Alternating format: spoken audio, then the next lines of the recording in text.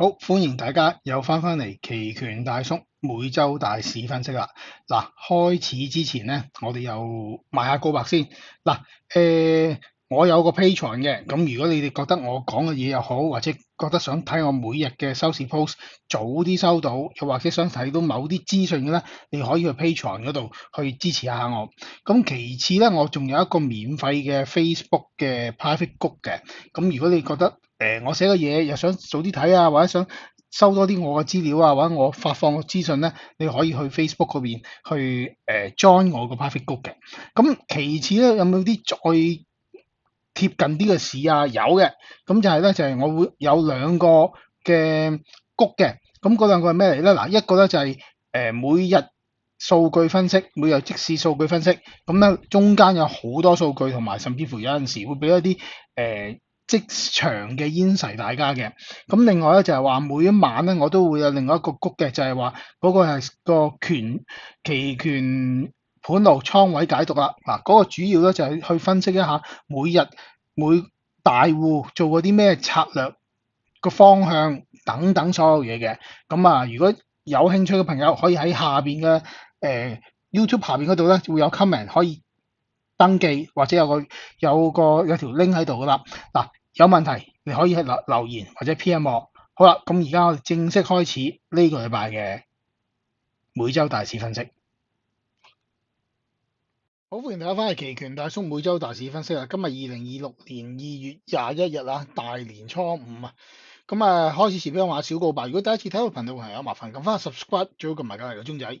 如果嗰條片咗好啲話，麻煩俾個 like，share 俾你身邊朋友，或者用 super fans 去支持下我哋。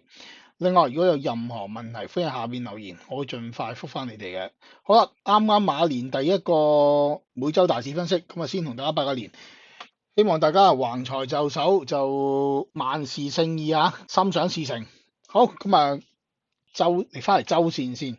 嗱，開始前講下數據先啦。嗱，數據嚟講咧，呢個禮拜高位就唔係好高嘅啫，係26,734.41，比前一個星期咧就低咗663點嘅。咁啊低位咧又再低過上一個星期啲啲，咁啊低咗88點嘅。咁啊係26,356.96啊。咁啊波幅都窄㗎，得337.45嘅啫。全星期下跌咗153.77，不過咁講，呢個所謂嘅全星期咧，即係得日半市嘅啫，所以咧又代表性又唔算好大嘅。某程度上可以夾埋上星期嗰支，又或者夾下星期嗰支嚟睇，我都覺得都唔係唔得嘅嚇。咁而家嚟講咧，趨勢圖法則周線啊，呢個係周線啊，講緊係第一階段，都仲係只不過係持平嘅啫嚇，個動力咧就唔係好上嚇，又唔係應該唔好講，唔係好落，就輕微向上，不過又唔係好夠力上。咁下個禮拜嘅阻力支持位咧就喺熒光幕上邊，咁啊自己留意啦。好啦，嗰幅圖。呢個拜頭先都講過啦，只係得嗰日半市就冇乜代表性嘅嚇。咁再者亦呢個禮拜兩個交易日啦嚇，嗰日半交易日裏邊咧都冇北水。咁內地仲放緊假，放埋星期一、星期二翻嚟先有市。咁所以暫時嚟講咧，你話係咪好有代表性咧？就唔算嘅。不過呢個禮拜係比較怪少少一樣嘢，你望一望幅圖。睇下呢個支棍嘅高位就啱啱咁巧就頂到條由舊年落嚟舊年嘅高位滑落嚟嘅下降軌，咁啱啱頂住咗。某程度上呢個都係江恩嘅其中一個畫法嚟嘅。而家睇下啦，下個禮拜翻嚟可唔可以衝咗上去啦？頭先講過啦，個高位呢個位又唔係好高嘅啫。而家下星期嚟講，仲要低翻啲啲。如果要升穿呢條線的話，大約係2670幾嘅。睇下267得唔得啦？錄音期間咧，夜期就行咗㗎啦。夜期又翻上去268嚇。不過好得意喎，佢又夜期又穿唔到禮拜5個日頭嘅高位喎，比較特別啲喎。如果穿到，我覺得下星期一翻嚟就有機會繼續衝上去。而家你嚟到，雖然話268升翻488點上嚟嘅，係咪真係可以繼續上咧？我覺得即係一個消息啫，都係因為美國嗰邊個法庭啊頒布咗特朗普舊年4月1號搞嘅關稅咧就唔合法嚇，咁有機會要派翻出嚟。不過又咁講，咁呢個即係法庭第一個頒布啫，佢都可以上訴嘅。咁究竟佢會唔會上訴咧？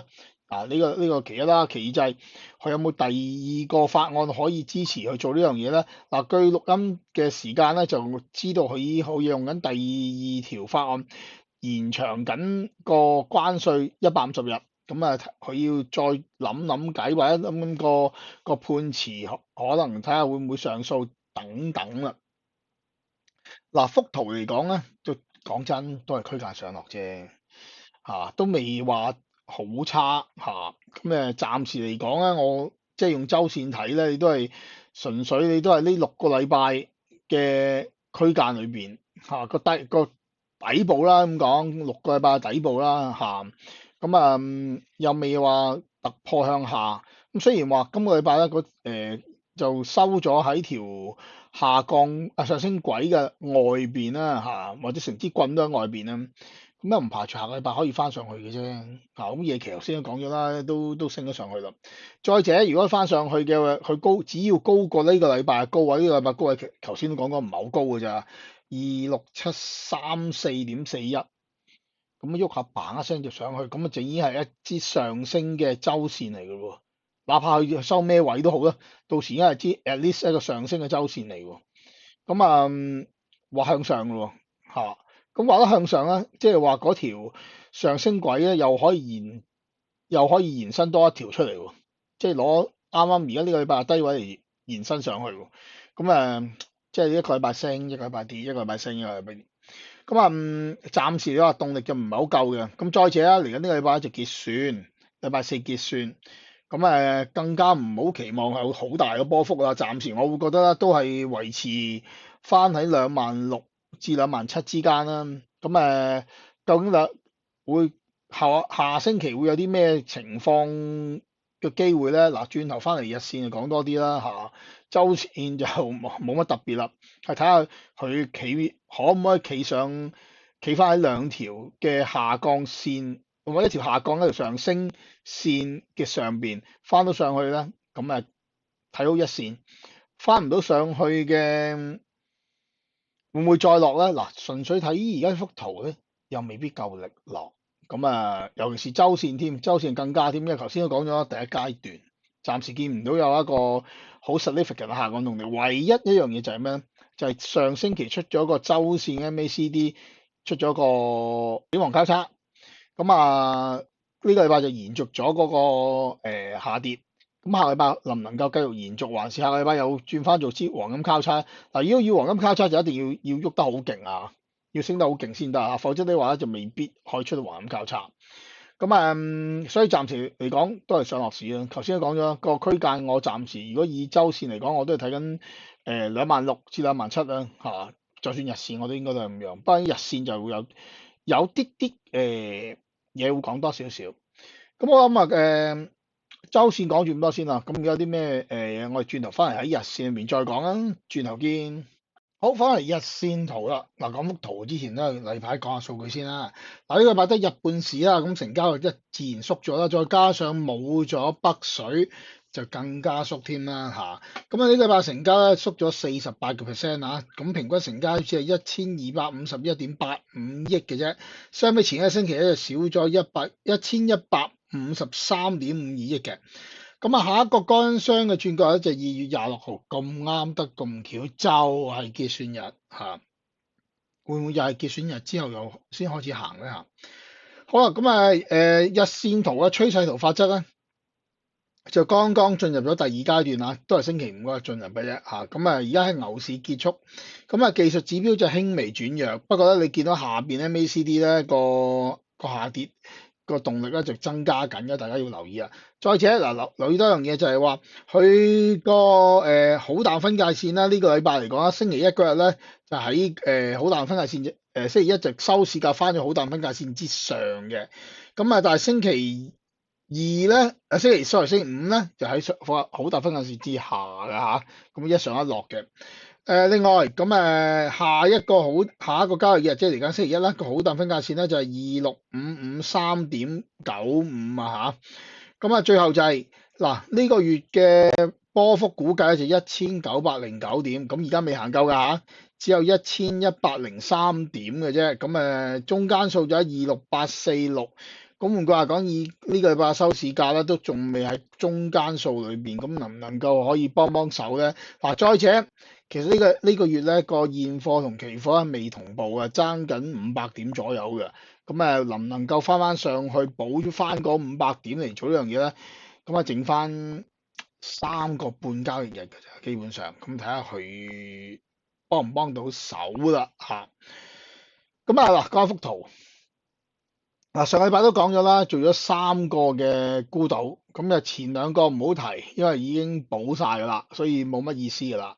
而家仲有一個未補，嗱個要補個位又唔係好高嘅咋，都係26.7幾嘅咋，要8都唔夠啊！即係如果禮拜一能夠翻嚟咧，俾少少力咧，衝上去咧，其實如果以夜期嗰個位咧，佢即係開翻嗰個位咧，就已經開始補緊個裂口啊！即係話個沽島又未必可以形成啦。如果能夠企翻上去啦，咁即係翻返去終極線樓上啦。基本上雖然你見到3支棍喺終極線之下，但係留意啊，星期一個支咧收市價喺終極線之上嘅嚇，唔係話特別話好差，即係而家係。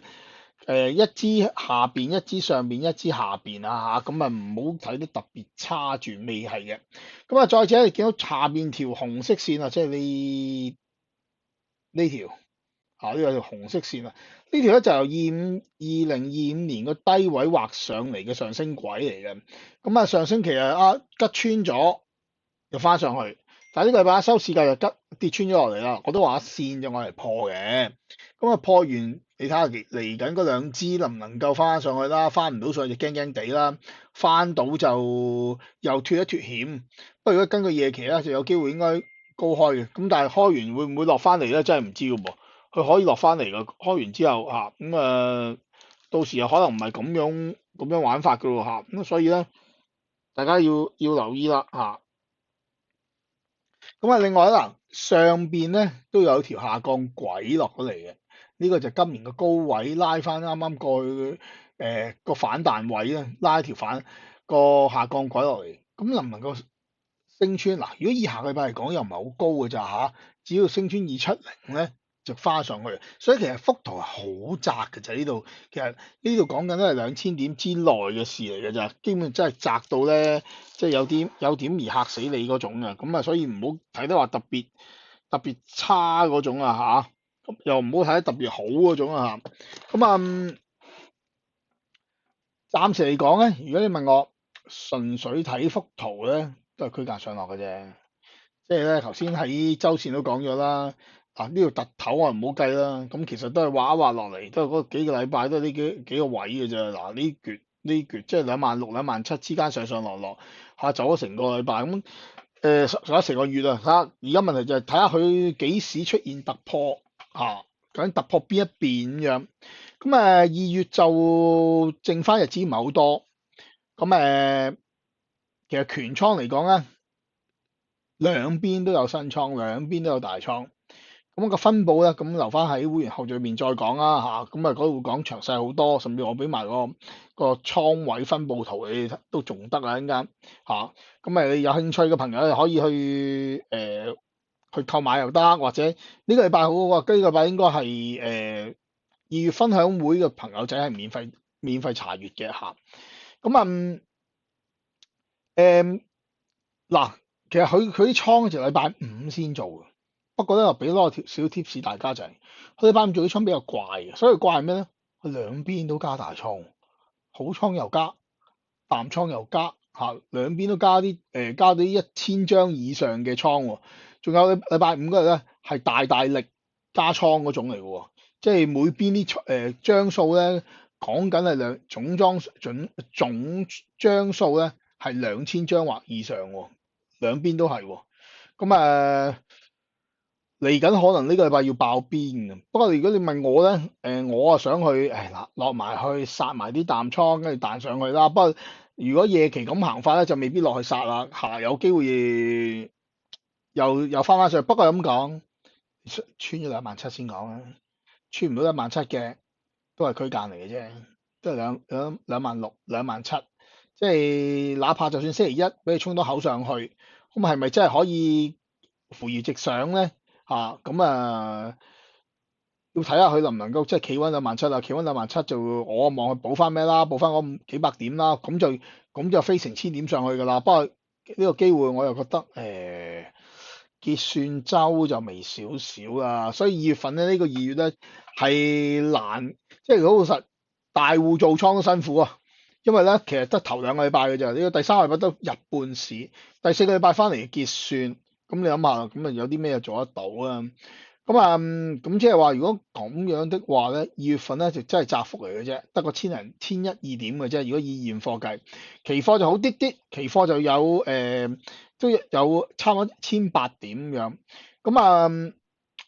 如果2月份個現貨咁窄，就小心3月份要爆啦嚇，因為2月份真係窄得太緊要，到而家都行1100點咁樣，你想點啊？即係諗都諗唔到佢可以點，咁所以咧小心3月爆咁如果想知多啲有關3月嘅嘢咧，咁就3月分享會啦咁3月分享會就下星期日會舉行嘅，咁有興趣嘅朋友咧，佢可以去下邊 description 嗰邊咧，去揾翻個連結去報名。咁都係嗰句啦，名額有限，額滿即止。其實分享會又唔係淨係做一晚嘅，因為之後嗰個月咧都仲有好多資訊性嘅嘢咧，我會分享俾大家嘅嗱，如果以日線圖咧，講翻幅圖先啦。以日線圖咧，而家最重要就係翻唔翻得上嚟終極線樓上，翻到上去咧就未死得應該仲有一上，翻唔到上去咧，或者連續3支棍喺下邊咧，咁小心要沉一沉，要向下走一走。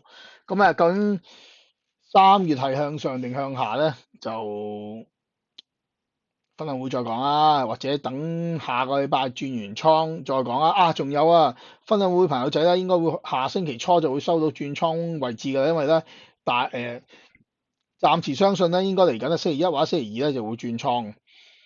睇下佢轉好倉定轉淡倉啦上個月就轉好倉嘅，都未入月，喺2月尾結算前嗰刻已經達咗標啦。你早啲 join 分享會咪早啲知咯早啲咪 catch up 嗰向上嗰一轉咯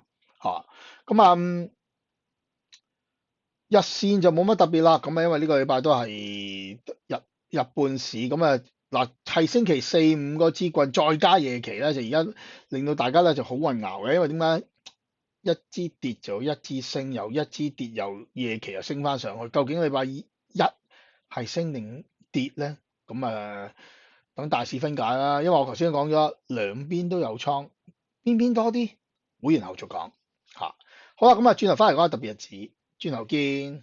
我翻返嚟特別日子啦，嗱，恒指嚟講下星期係冇特別日子㗎期指就星期一同星期五，星期一就已經行咗，會唔會夜期已經係特別咗咧國指咧就星期一，上證咧就因為星期一冇市，但係咧星期二、3、4、5都係強嘅道指就星期二、3 S&P 500一日都冇，納指係星期一、2、3、4。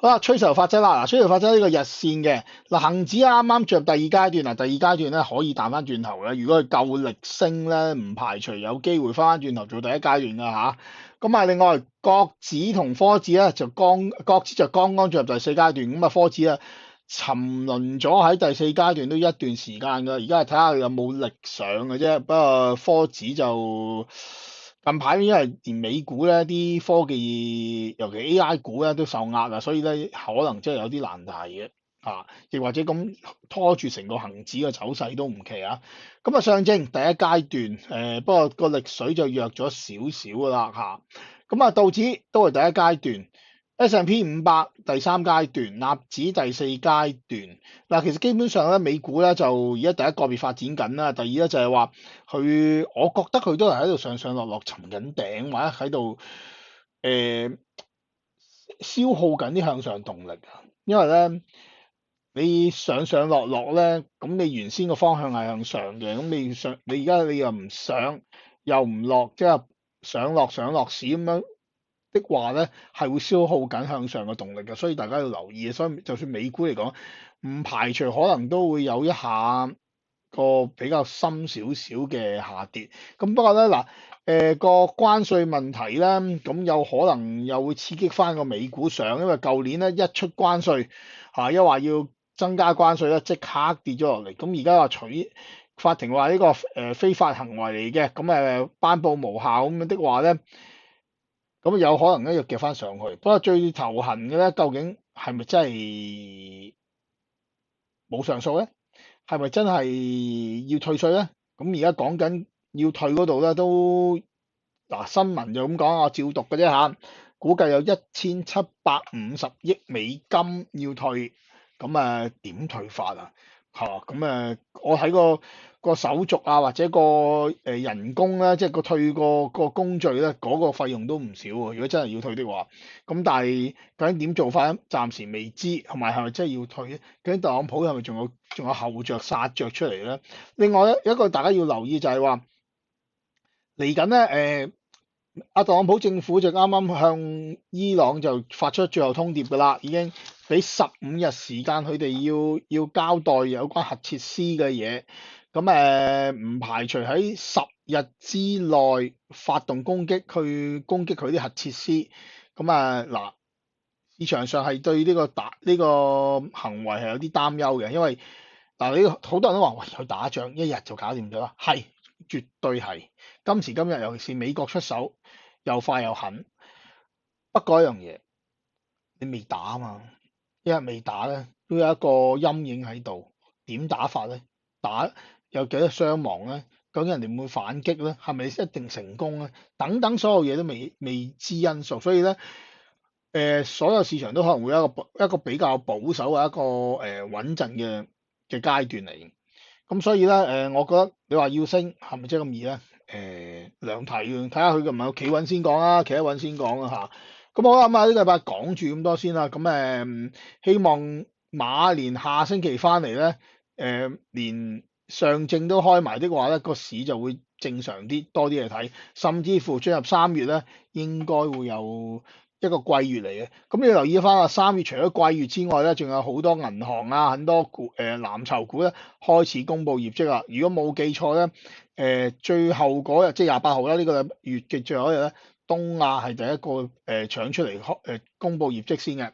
咁睇下究竟銀行股個業績見唔見得人啦。